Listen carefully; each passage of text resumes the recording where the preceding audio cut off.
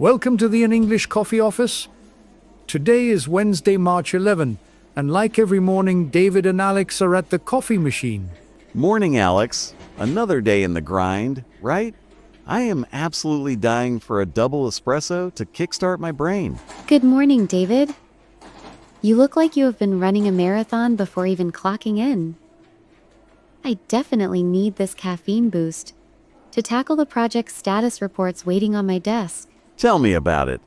My inbox is already overflowing with client requests, and I haven't even sat down yet.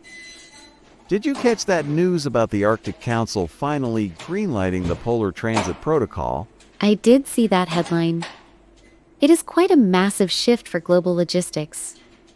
Allowing commercial shipping through the Arctic for 4 months a year is going to change the game for supply chain timelines. It is huge. Cutting transit times between Europe and Asia by 2 weeks is a total game changer for my shipping costs. I might finally get those components delivered without the usual 3-month headache. It is efficient, but I wonder about the environmental impact of opening those routes up so frequently. Efficiency is great for the bottom line, but we have to consider the long-term sustainability of those fragile ecosystems. You always think about the structural impact. But for a sales rep, those 2 weeks saved mean I can promise faster delivery dates to my biggest accounts. It is a win for the clients and a win for our quarterly targets.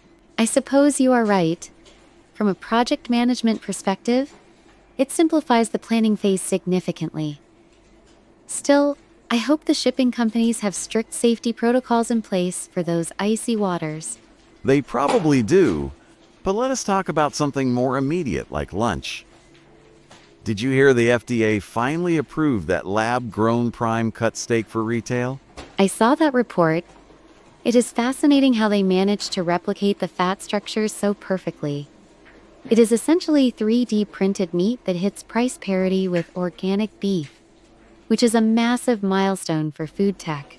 Honestly, I am a bit skeptical about eating something printed in a lab, but if it tastes like a real steak, I am game.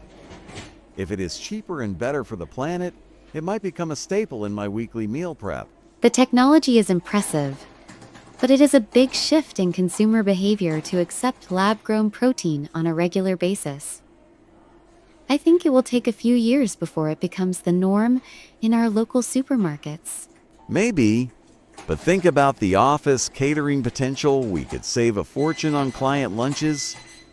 If this stuff takes off, I am just hoping it doesn't taste like cardboard because my clients are pretty picky eaters. That is a fair point. The texture and flavor profile will be the ultimate test for mass market adoption. I am curious to see how the traditional cattle industry reacts to this new competition. They will probably lobby against it, but progress is inevitable, especially when the price point is finally competitive. Speaking of changes, did you see that California passed a strict right to disconnect law? Yes. That caught my eye. It is a bold move to fine companies for non-emergency internal communications after hours. It is supposed to take effect on January 1, 2027, which is a big shift for corporate culture. I have mixed feelings about that. As a salesperson, I am often closing deals late in the evening. If I can't send a quick follow-up email after 6 p.m., I might lose some of my best leads. I think it is a necessary boundary, David. We are all constantly plugged in, and it is leading to massive burnout across the board. Having a clear line between work and personal time could actually improve our productivity during the actual business day. I get the burnout argument, but the world of sales doesn't really stop just because the clock hits 6 p.m. I feel like this law might hurt our competitiveness compared to firms in states without these restrictions.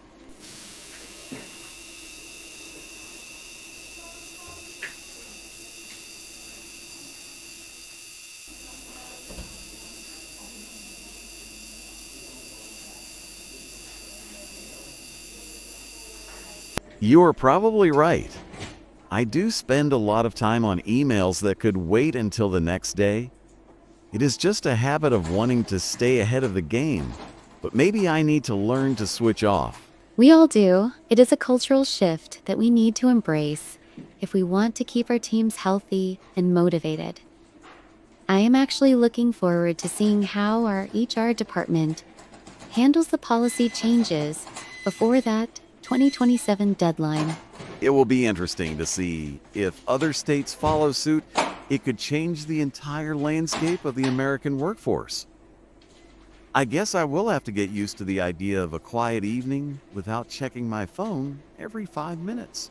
It sounds like a dream to me. I might actually finish reading a book without getting interrupted by a notification from a project stakeholder. I will try to respect your boundaries then. No more late night pings from me once that law kicks in. I appreciate that. It would be a nice change of pace for both of us to actually disconnect once in a while. Agreed. Let us focus on crushing our goals today so we can actually leave on time for once. That is a plan. I have a meeting in 10 minutes, so I should probably get back to my desk and prep my slides. Good luck with the presentation. I know you will kill it as always. Thanks, David. Catch you later for another coffee break tomorrow morning. You got it. Have a productive day and try not to work too hard. Time to get to work. Don't forget to subscribe and practice your English every day. You'll see how it just keeps getting better and better. See you tomorrow. Hope you have a fantastic day.